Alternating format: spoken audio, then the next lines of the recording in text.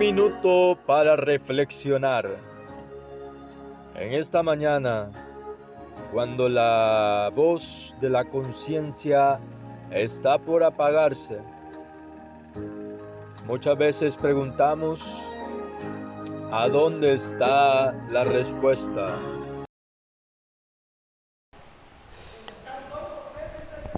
Así es. Bien, en esta tarde, ¿verdad?, de sábado, quiero compartir, ¿verdad?, un tema preparado que se titula El testigo fiel. Ese es un tema preparado para... Está bien. Entonces, en esta hora vamos a compartir, ¿verdad?, el tema titulado El testigo fiel. No sin antes que nos pongamos de rodillas, ¿verdad?, para estar de rodillas delante de la presencia del Eterno. Padre y amantísimo Dios, que tu morada está en las alturas de los cielos, te damos gracias porque hasta aquí tu misericordia nos ha ayudado. Padre, ha sido un día de bendición desde ayer la puesta de sol. Ahora hemos compartido en la mañana, estamos compartiendo en la tarde y pedimos, Señor, de que tu misericordia sea con cada uno de nosotros. Ahora que vamos a estudiar tu palabra, hazte presente, Señor, con nosotros y manifiesta tu bondad a nosotros, en este caso que voy a exponer, mi hermana Ruth que está acá y mis hermanos de Momento Urbano que vayan a ver en cualquier momento, llévales tu bendición de igual manera. Nos arrollamos confiando que tú escucharás nuestras oraciones en el nombre de Jesús. Amén.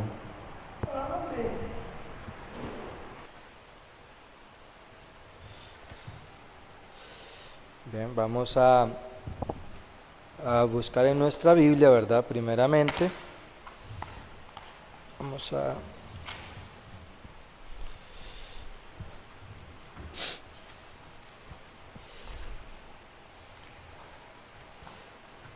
a veces nosotros tenemos a un Dios o a Dios como un ser inerte, como un ser que simplemente, ¿cómo le puedo explicar?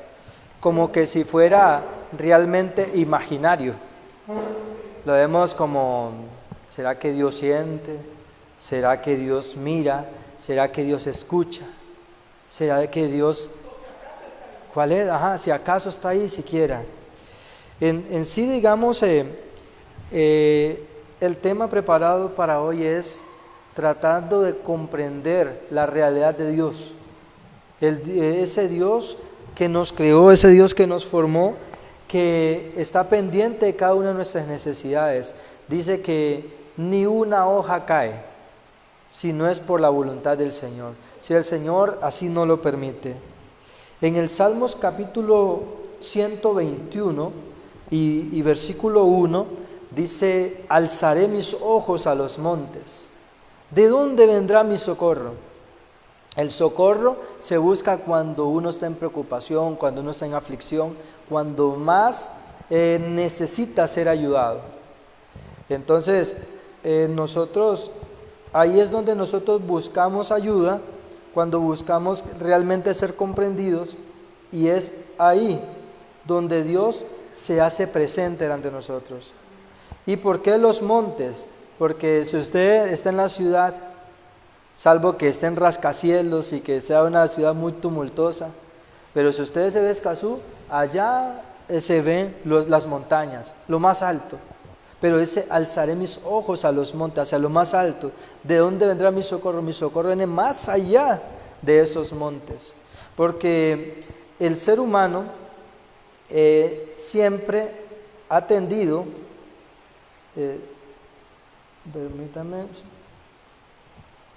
el ser humano siempre ha tendido a ser idólatra. El ser humano siempre confía en lo que es más grande que él, en lo que es más fuerte que él, y no está mal, porque el ser humano, Dios lo hizo con la necesidad de confiar en algo, pero acá nos está diciendo que no es la altura de los montes, no es lo grande que sean los palacios, ni lo grande que sea el armamento que tenga un ejército que hace grande, o la cantidad de dinero que tenga en el banco una nación lo que hace grande, sino es el principio que es Dios. Entonces nuestro socorro no depende del ser humano, sino depende de Dios. En el libro de Segunda de Reyes, en el capítulo 6, versículo 8 al 12, nos arroja algo interesante. 8 al 12, dice así: estaba el rey de Siria en guerra contra Israel, y en consejo con sus siervos dijo: en tal y tal lugar estarán mi campamento. Entonces el varón de Dios envió a decir al rey de Israel: no pases por tal lugar, porque los sirios van hacia allá. De manera que el rey de Israel enviaba gente a aquel lugar que el varón de Dios le había dicho. Así lo hizo una y otra vez con el fin de cuidarse. El corazón del rey de Siria se turbó por esto, así que llamó a sus siervos y les dijo: ¿no me descubriréis vosotros quién de los nuestros está de parte del rey de Israel? Uno de los siervos respondió: no, rey y señor mío, el profeta Eliseo, que está en Israel, es el que hace saber al rey de Israel las palabras que tú hablas en tu habitación más secreta. No es ni siquiera que lo hable oculto, no es de que solamente estamos nosotros dos y no nos dimos cuenta que había alguien más atrás, sino que en la posición más secreta que él hablaba, dice el rey Eliseo, que es varón de Dios, la revela al rey. Entonces, delante del Señor no había nada escondido. No hay nada escondido, es correcto. Pero quiero que vayamos, nuestra mente se espacie un poco, porque Dios, cuando va a hacer juicio, Él se hace presente. Él no es solamente una casualidad, no es de que toma las cosas al azar, sino que Él se hace presente. Y vamos a ver una de las maneras como Dios se hace presente. Vamos a ir a Génesis capítulo 6, versículo 6 del 5 al 7, Dice: vio Jehová que la maldad de los hombres era mucha en la tierra, y que todo designio de los pensamientos de su corazón solo era de continuo hacia el mal. Continúa diciendo: y se arrepintió Jehová de haber hecho al hombre en la tierra, y le dolió en su corazón. Por eso dijo Jehová: borraré de la faz de la tierra a los hombres que he creado, desde el hombre hasta la bestia y hasta el reptil, y las aves del cielo, pues me arrepiento de haberlos hecho. Entonces vemos de que la maldad ha existido tanto, y el corazón de Dios ha querido desarraigar o erradicar de raíz la maldad que radica en el hombre, en las bestias del campo, en las aves, en los reptiles, en todo, porque toda la creación está mala. Pero si nosotros vemos cómo comenzó diciendo, dice: vio Jehová. Mi hermana Ruth, ¿con qué mira usted? ¿Con qué mira usted? Entonces no mira con las manos ni con los pies. Entonces vemos de que tenemos un Dios que tiene ojos para ver, lo que se hace. Entonces, aquí vamos a descubrir en esta parte los 5 sentidos del vigía invisible. Porque hay un vigía invisible que está ahí, pero vamos a ver de qué manera está el vigía invisible. Aquí vemos que ya descubrimos que tiene ojos. Tiene sus ojos para ver la maldad de los hombres. Génesis 3, capítulo 3, versículos 9 y 4, dice así: 3, 9 y 4.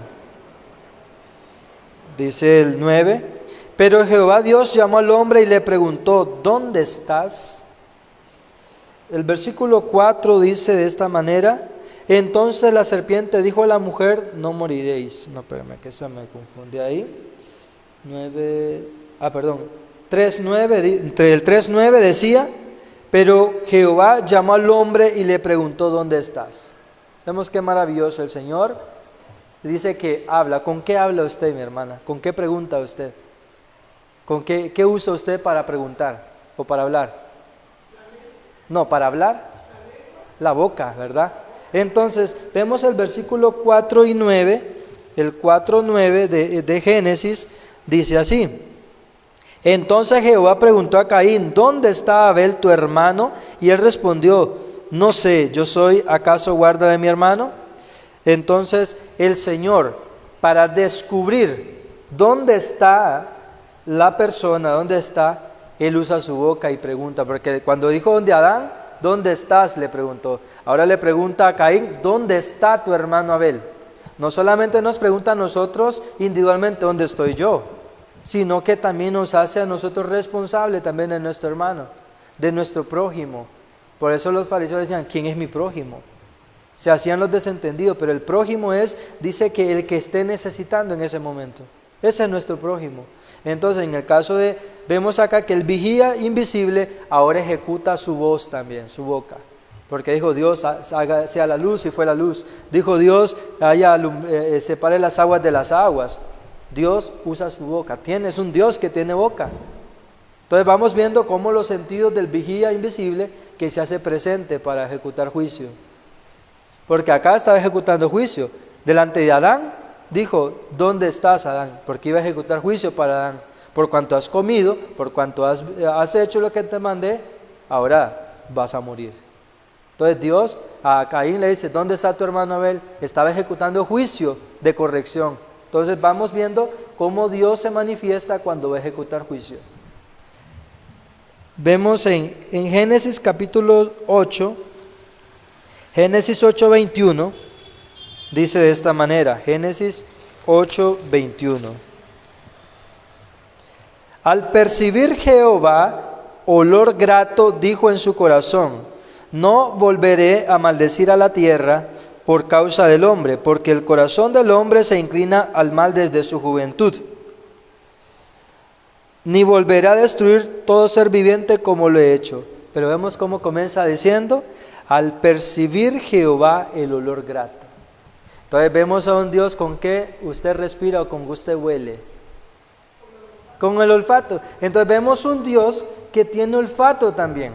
Tenemos un Dios que se familiariza con todo lo que el ser humano hace. Él está pendiente de lo que usted mira, Él está pendiente de lo que usted habla, Él está pendiente de lo que usted está oliendo ahí. Entonces, vemos en 2 Corintios capítulo 2, que vamos a ir ahí también, 2 Corintios capítulo 2, 2 Corintios capítulo 2. 2 Corintios 2, 14 y 15. Dice de esta manera, pero gracias a Dios que nos lleva siempre en triunfo en Cristo Jesús y que por medio de nosotros manifiesta en todo lugar el olor de su conocimiento, porque para Dios somos grato olor de Cristo entre los que se salvan y entre los que se pierden. Entonces vemos de que Dios es tan maravilloso que se hace presente oliendo lo que nosotros también podemos oler. Un Dios que tiene sentidos como nosotros, un Dios que se manifiesta delante de cualquier situación. En Apocalipsis capítulo 3, versículo 15 y 16, es un versículo conocido, pero lo vamos a leer textualmente. Apocalipsis 3, 15 y 16, dice así. Yo conozco tus obras, que ni eres frío ni caliente. Ojalá fueras frío o caliente, pero por cuanto eres tibio y no frío ni caliente, te vomitaré de mi boca. Ya habíamos visto que tiene boca, pero también tiene gusto. Él se manifiesta en el gusto también. Porque aquí estamos hablando de la iglesia de la Odisea, una iglesia en juicio. Por eso es que menciono que cuando Dios se hace presente para crear juicio, Él se presenta con todas sus virtudes. Porque dice que por cuanto eres frío ni caliente, estoy por vomitarte de mi boca. Entonces tenemos un Dios que también tiene gusto. Ahora, ¿cuáles son los 5 sentidos? Ya dijimos los ojos, la boca, el olfato, el gusto, ¿y cuál falta? ¿Cuál falta? El tacto. Vamos a ir, porque recuerde que hay muchas facetas de que se puede encontrar los ojos de Dios, que se puede encontrar el gusto de Dios, hay muchos versículos, pero en esta ocasión yo quiero que veamos las escaleras que Dios usa de juicio. Cuando Él se manifiesta a hacer juicio, porque cuando Caín y Abel, eso era juicio que Dios estaba ejecutando, con Adán y Eva también era juicio. Cuando vio Dios que la maldad del hombre era mucha en la tierra, era juicio creando con el diluvio. Cuando huele olor grato, cuando después del diluvio, era después del juicio. O sea, todo es una conducta de juicio. En lo que veíamos el gusto que estaba a punto de vomitar de la boca, vemos que es una iglesia en juicio también. Ahora vamos a ver en qué momento Dios ejecutó su mano para otro juicio. Vamos a ir rápido al libro de Daniel, Daniel capítulo 5. Daniel capítulo 5. Versículos 23 al 31, y dice de esta manera. Es una historia muy conocida, pero me gusta leerla textualmente.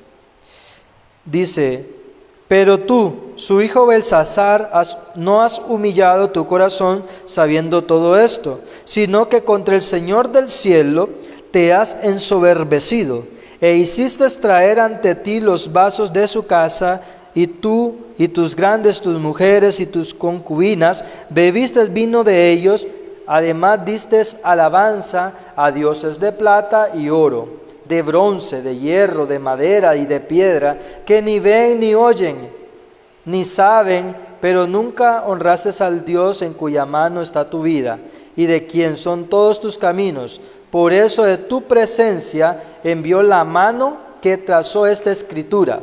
Y la escritura es: Mene, mene, tekel uparsin. Esta es la interpretación del asunto. Mene, contó Dios tu reino y le ha puesto fin. Tekel, pesado ha sido en balance y has hallado falto. Pero Pérez, tu reino ha sido roto y dado a los medos y a los persas.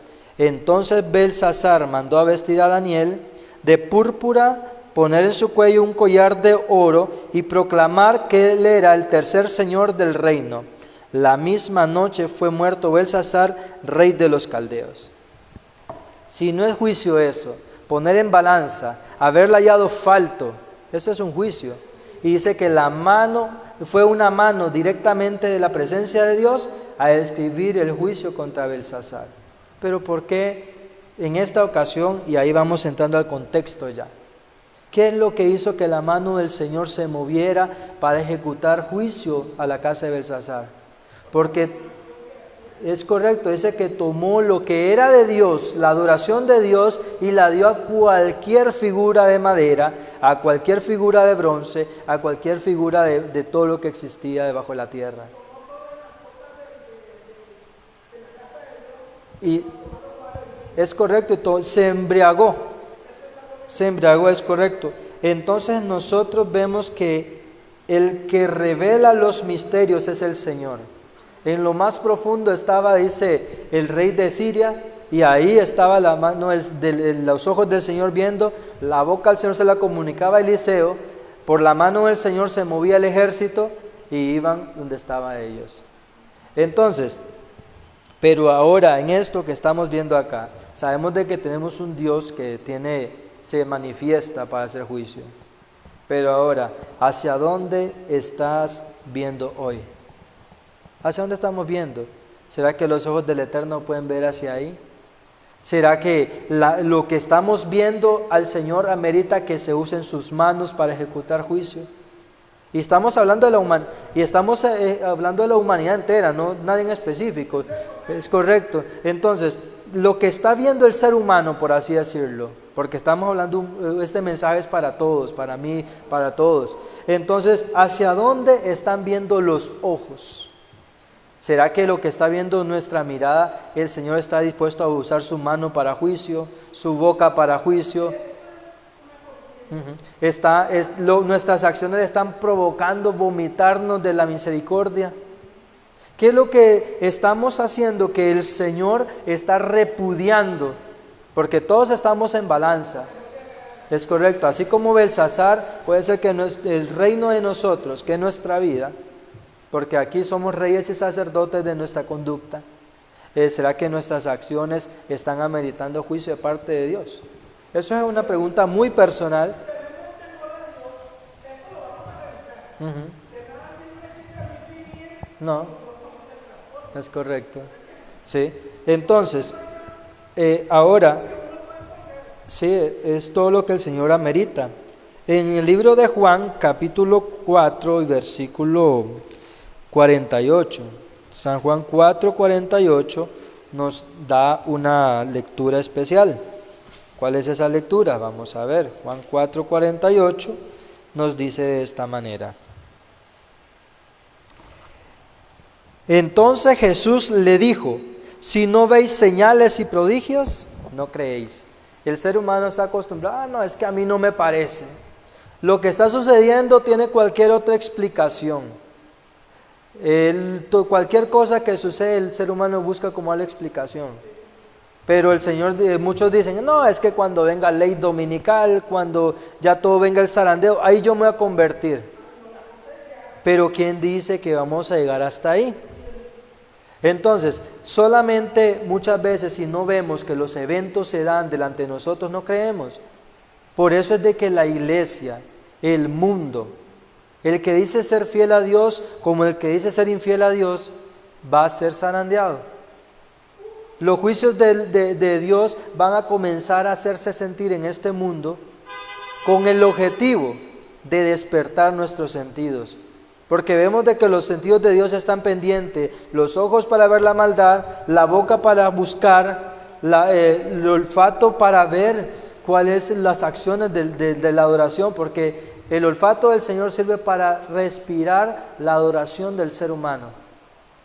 Porque dice que delante de Cristo, dice que Cristo nos absorbe como olor fragante, porque estamos envueltos en Cristo por adoración de Él. Entonces el olfato de Cristo, o el que tiene Dios, es para oler nuestra adoración. Solamente que nuestros sentidos son que están adormecidos. Y entonces viene Dios y tiene que mandar un sacudión, un terremoto 7.4, 6.3, tiene que venir una pandemia, tiene que venir una guerra, porque si nosotros leemos en las profecías dice, oiréis de guerra, una cosa, y rumores de guerra es otra cosa, pero muchas veces confundimos y pensamos que es lo mismo. No, ahorita en Ecuador está terrible ahorita, no, pero no sé si usted ha visto la noticia en Ecuador ahorita. En Ecuador ahorita está el país completo, los policías y todo, en guerra abierta con el narcotráfico. Pero lo que trato de decir con esto es de que cuando habla rumores de guerra, eso se traduce como alborotos en las naciones. Que se van a levantar movimientos que van a traer, a quitar la paz de la tierra, pero con el objetivo de despertar nuestros sentidos. Es por amor que el Señor lo hace, pero el ser humano piensa que es en su tiempo o a su entendimiento, y si no se me revela a mí, si no es por mi revelación, no está pasando nada. Porque no se me dio, eso es mentira. Creamos o no creamos, las cosas van a llegar. Estemos preparados o no estemos preparados, van a suceder. Pero el Señor permite esos movimientos para despertar nuestros sentidos. Entonces, para poder creer, el Señor permite que se manifiesten las cosas que han de suceder. Entonces, en Mateo capítulo 11,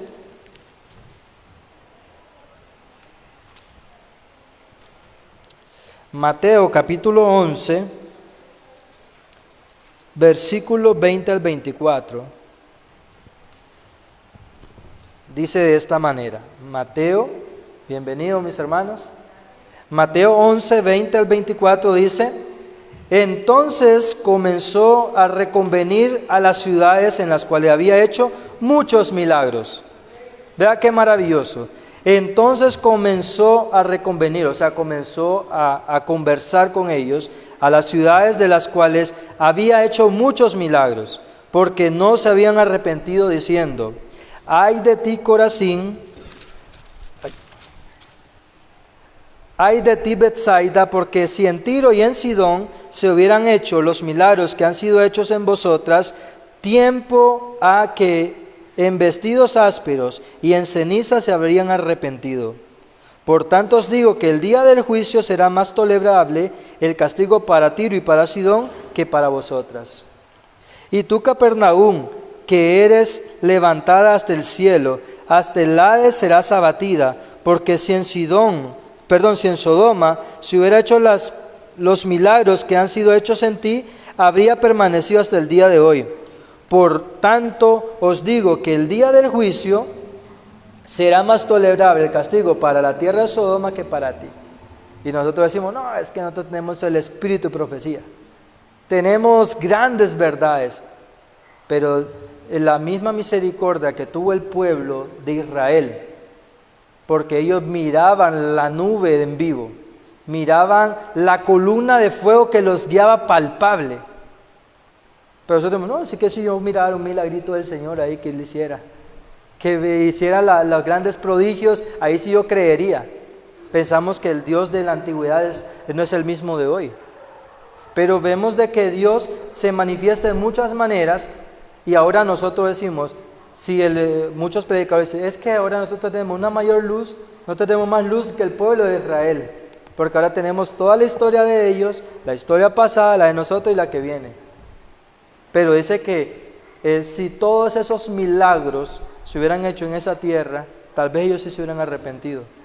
Entonces, dice que va a haber más misericordia para las personas que no han conocido que las que ya han conocido y dicen creer. Le es tomado como pecado. ¿Sí? Entonces, en el libro de Lucas, que es el mismo evento paralelo, pero hay una nota especial ahí, Lucas 10, del 13 al 16, pero quiero leer el versículo 15 y 16, y dice así: y tú, Capernaum, que hasta los cielos eres levantada, hasta el Hades serás abatida. El que a vosotros oye, a mí me oye, y el que a vosotros desecha, a mí me desecha, y el que me desecha a mí, desecha al que me envió. En el otro versículo no aclara esto, porque aquí en Mateo 11, que estábamos leyendo, Mateo 11, 24, Mateo 11, 24, sin perder la otra cita, dice: por tanto os digo que en el día del juicio será más tolerable el castigo para la tierra de Sodoma que para ti. Hasta ahí queda. Pero acá nos está agregando el versículo dijimos el 16, el que a vosotros oye, a mí me oye, y el que a vosotros desecha, a mí me desecha, y el que me desecha a mí, desecha al que me envió. Entonces, yo no vengo hablando por mi propia cuenta, aquí yo no vengo hablando mi propia falacia, aquí yo vengo leyendo lo que el Señor está mostrando por advertencia, porque el Señor lo que más desea es, siempre tiene misericordia con el pueblo, pero también Él no tiene preferencias. Dice que al que más se le ha dado, más se le demandará. El que tiene mayor conocimiento, y también dice el Espíritu de Profecía, no piense que porque no conoció, Dios no lo va a reprender, sino que dice que el Señor, aún el que dejó de aprender, el que dejó de buscar, es como que hubiera rechazado las verdades, porque tuvo oportunidad y no la hizo. Entonces, vuelve la pregunta: ¿hacia dónde está viendo hoy? ¿Hacia dónde? ¿Será que lo que estamos viendo el Señor le está repudiando tanto? ¿Será lo que yo estoy tocando le está repudiando tanto? Porque recordemos que el Señor, veíamos que tiene los 5 sentidos: boca, ojos, olfato, gusto. Y siempre los ejecuta o los usa cuando va a ejecutar juicio. Porque leíamos la iglesia de la Odisea, dice: por cuanto no eres ni tibio ni caliente, estoy por vomitarte de mi boca. El gusto del Señor cuando ejecuta juicio. La mano que escribió Mene, Mene, Tekel, Uparsin, la mano que es el tacto en el tiempo del juicio. Vio Dios que la maldad del hombre era mucha sobre la tierra, dice antes del diluvio, sus ojos para ejecutar juicio. ¿Dónde estás, Adán? ¿Dónde está tu hermano Abel, Caín? El momento que iba a ejecutar juicio usa su boca. Entonces el Señor vemos de que es un vigía invisible, pero que es real. Entonces, en el libro de Amós,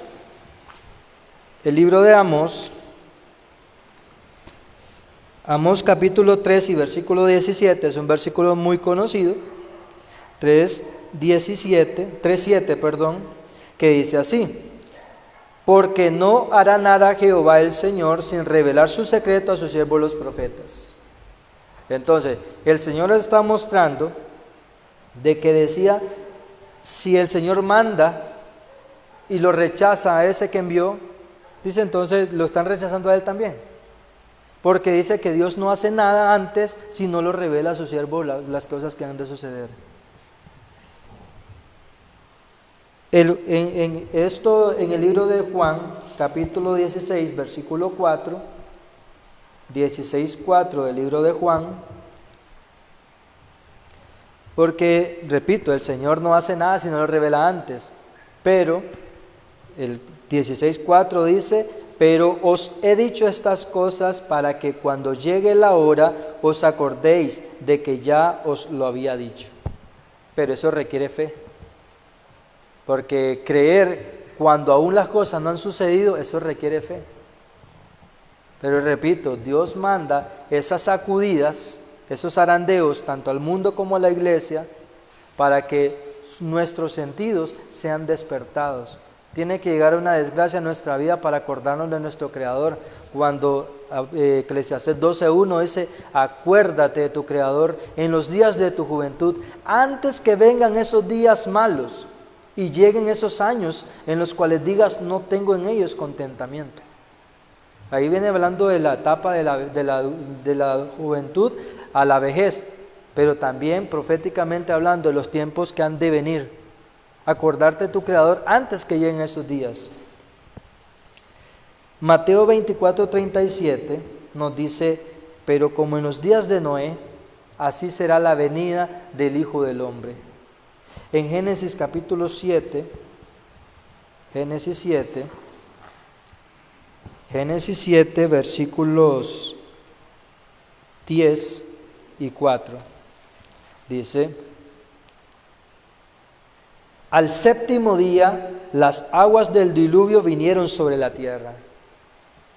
Estamos por llegar, o estamos casi culminando los 6,000 años de historia de este mundo. Y al séptimo día había algo que iba a ocurrir. Así como Dios descansa de sus obras, así la tierra necesita descansar de todas las obras que se han vivido. Dice que durante 6,000 años a Satanás se le dio la autoridad para hacer guerra contra Cristo y contra su simiente. Pero nosotros pensamos que el tiempo falta mucho más. Cuando tal vez, nada más que tenemos que entender a qué hora el pueblo de Dios recibe el sábado. ¿A qué horas? Sí, es correcto. Esa es la esencia. Porque estamos a punto de terminar los 6,000 años. Recuerde que el sol muchas veces se oculta a 6:10, 5:40. No sabemos en qué momento la misericordia de Dios se vaya a cerrar por el mismo amor a sus elegidos. Porque dice que si estos días no fueran acortados, nadie se salvaría. Y esto requiere fe, porque si dice que si supiéramos a qué hora va a venir el ladrón, nos preparamos para que nadie hurte en nuestra casa. Dios no dejó fecha, Dios no dejó hora, simplemente dejó señales. Cuando veáis que dice se está oscureciendo, piensas que ya va a caer la lluvia. Pero nosotros como adventistas, cuando se está ocultando el sol, sabemos de que ya el día está cambiando. Las señales están comenzando a suceder para oscurecer este planeta, pero Dios lo hace con el deseo de que nosotros despertemos. En el libro Conflicto de los Siglos, y con eso hoy voy haciendo casi el cierre, la página 560,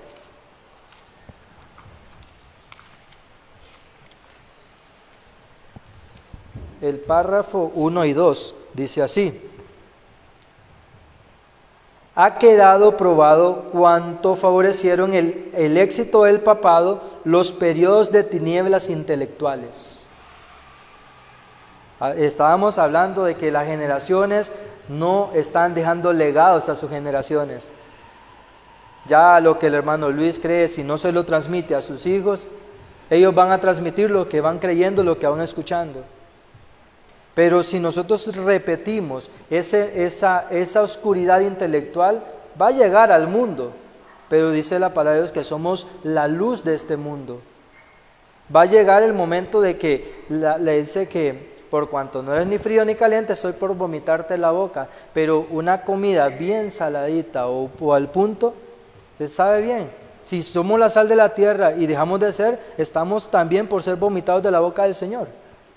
Entonces dice: en otro tiempo, cuando los hombres no poseían la palabra de Dios ni conocían la verdad, sus ojos estaban vendados y miles cayeron en la red que no veían, tendida ante sus pies. En esta generación son muchos aquellos cuyos ojos están ofuscados por el brillo de las especulaciones humanas, o sea, por la falsamente llamada ciencia. No alcanzan a ver la red y caen en ella tan fácilmente como si tuvieran los ojos vendados. Ahora la ciencia dice cambio climático, la ciencia dice explicaciones teológicas, pero porque el ser humano, así como el tiempo, recordemos de que la última cita decía que como en los días de Noé, así será la venida del Hijo del Hombre. Se oscurecía, los pájaros entrando al arca, los animales, pero los hombres de ciencia decían no pasa nada, simplemente es algo que está sucediendo ahí, la llamada ciencia. Y hoy en la actualidad vuelve la diosa de la razón, que es la ciencia. Si me lo dicen los políticos, si me lo dicen los médicos, yo lo creo. Pero si se para un joven loco o un predicador ahí falaz, de eso no, eso es locura. Eso es alarmismo, porque queremos callar la voz de las conciencias.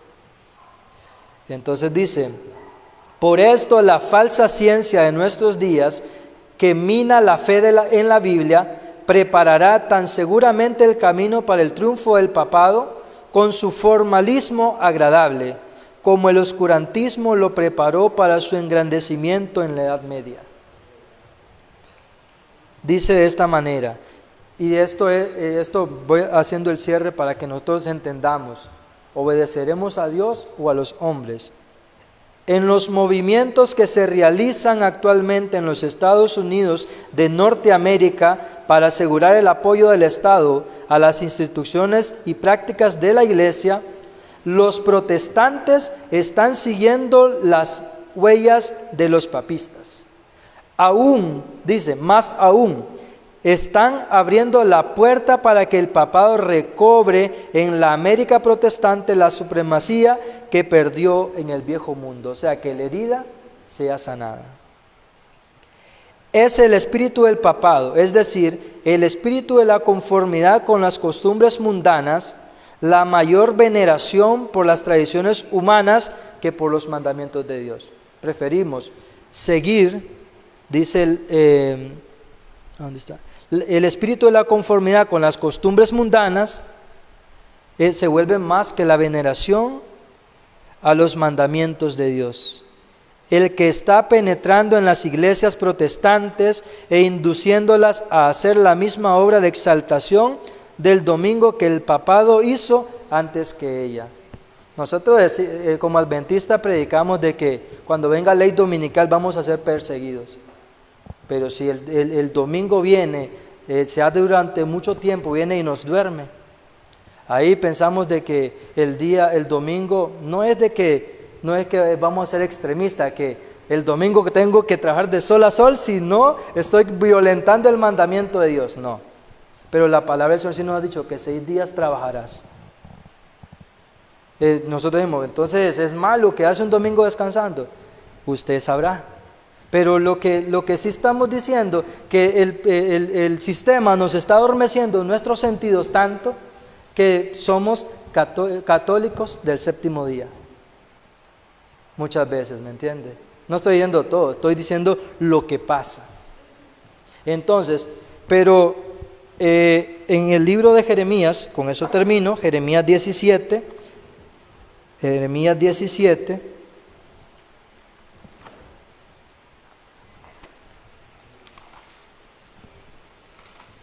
Jeremías 17, versículos 5 y 10.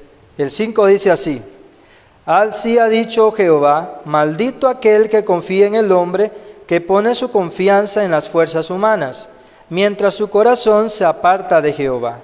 El versículo 10: Yo Jehová, que escudriño la mente, que pruebo el corazón, para dar a cada uno según su camino, según el fruto de sus obras. El Señor dice que dará a cada uno según el fruto de nuestras obras. Entonces, que cada uno en nuestro corazón recordemos. Esto se llamaba, el tema era el testigo fiel, pero tenía otro nombre acá, pero le quise dar ese nombre, que es los 5 sentidos del vigía. Aquí vimos de que Dios, cada vez que ha ejecutado juicio, lo ha hecho usando los 5 sentidos que el ser humano ha tenido: los ojos, la boca, el olfato, el gusto y el tacto. El Señor tiene todo bajo control. Él nunca ha perdido la historia y nunca la perderá. Pero cada uno de nosotros decidirá de qué bando estar. Pero Él lo hace, así como dice, está la levadura. La levadura por sí sola no es mala ni es buena. Pero Jesús dijo, cuidado de la levadura de los fariseos, que es hipocresía y comienza a dar su aporte. Pero también dice, el reino de los cielos es semejante a la levadura. Entonces, ¿qué parte de la levadura va a hacer efecto en nuestra vida? ¿La del mundo o la de Dios?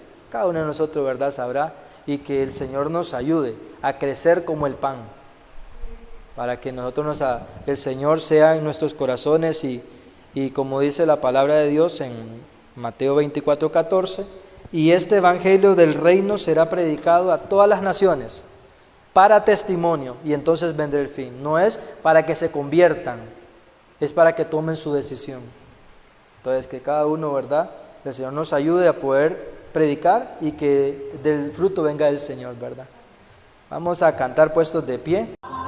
Maranatha, Cristo viene, falta poco para nuestra redención. Maranatha.